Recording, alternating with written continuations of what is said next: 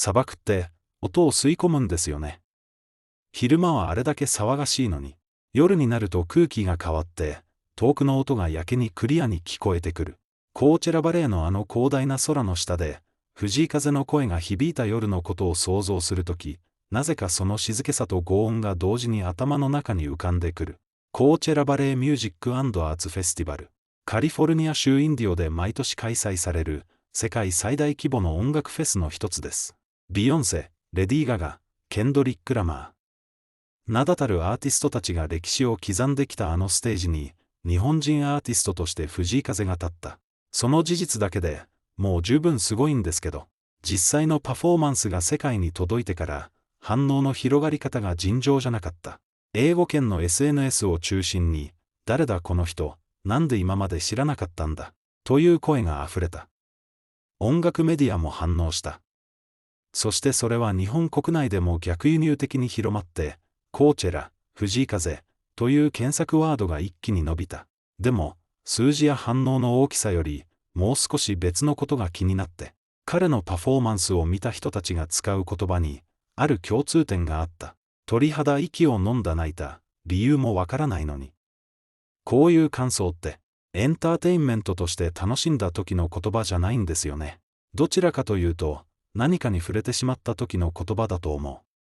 コントロールできない何かが動いた、そういう体験の後に出てくる言葉。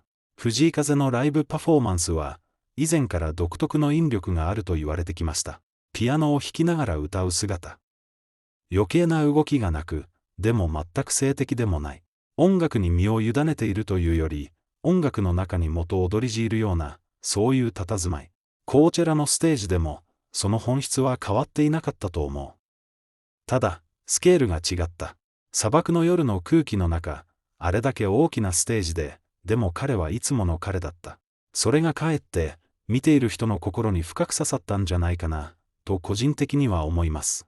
日本語の歌詞が、英語圏のオーディエンスに届く。言葉の意味はわからなくても、何かが伝わる。音楽のそういう力を、コーチェラという場が改めて証明した瞬間でもあった気がします。藤井風はこれまでも、国境をあまり意識させない動き方をしてきたアーティストです。死ぬのがいいわがタイやインドネシアでバイラルになった時も、誰かが戦略的に仕掛けたというより、音楽そのものが自然に国を越えていった。コーチェラのパフォーマンスも、ある意味その延長線上にある出来事だったと思う。でも、延長線上にあるとしても、ここまで来たかという考えは正直あります。世界が息を飲んだ、という表現が大げさに感じない瞬間が、確かにそこにあった。それが何だったのかを、言葉でちゃんと説明できる気がしないんですけど。でも、そういう体験って、説明できないからこそ本物なのかもしれない。There is a particular kind of silence that happened in this huge crowd standing before this huge crowd right before something that shifts. It's not the silence of nothing happening. It's the silence of everything holding something at the same time without planning to. I've been in spaces like that maybe twice in my life, and both times I didn't understand what was happening until it was already over. I keep wondering if that's what Coachella felt like during that set, because the description coming out of it from people who were there, from people watching streams, from people who had no prior connection to his music at all, they all have that texture, that quality of something arriving unexpectedly and landing somewhere deep before you had time to put your guard up, which is honestly one of the rarest things music can do. I want to talk about what I think is actually happening when Fujikaze performs. Not the technical side, not the settlist or the production, but the specific thing he does that seems to reach people who should be very conventional logic be unreachable. People who don't speak Japanese, people who weren't looking for him, people who stumbled into his orbit through an algorithm or a friend's recommendation and then couldn't explain why they cried. I think it comes down to something about how he holds himself in relation to the music.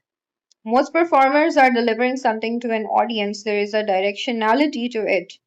Here's the thing I have prepared. Now I'm giving it to you, and that can be extraordinary. That can be technically perfect and emotionally moving and genuinely great. But there is a different mode that some artists operate in, less common, harder to describe, where the performance isn't a delivery at all. It's more like an act of being. The person isn't giving you the music so much as they are inside it, and you're being allowed to inside it too, briefly for the duration of a song. That's what I think people are trying to name when they say they couldn't explain why they were crying. The emotion isn't coming from the lyrics because they don't understand the lyrics. It's not coming from a particular dramatic moment in the arrangement. It's coming from being in the presence of someone who is completely non performatively present, and that quality, real presence, not performed presence, crosses every language barrier that exists. It bypasses the part of the brain that processes words entirely. Coachella is a fascinating context for this because it's genuinely a space where spectacle is the default language. The festival has a history of extraordinary production of moments engineered to be unforgettable, and there is nothing wrong with them. But it means the baseline expectation is visual grandeur and sonic impact and choreographed wow moments. Into that context, Fujikaze shows up and does what he always does, which is the most generous sense, almost nothing extra. He doesn't need to add, the thing itself is already enough. And I think that simplicity in that specific setting was almost disorienting for people in the best way, like a quiet sentence in a very loud room that somehow everyone hears perfectly.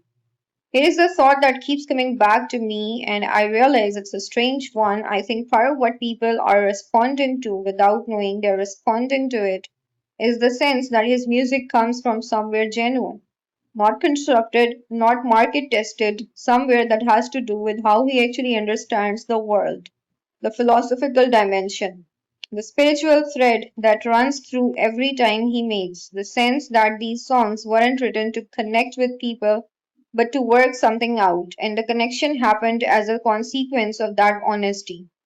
There is a difference between music that wants to reach you and music that is simply being itself in a way that you happen to recognize.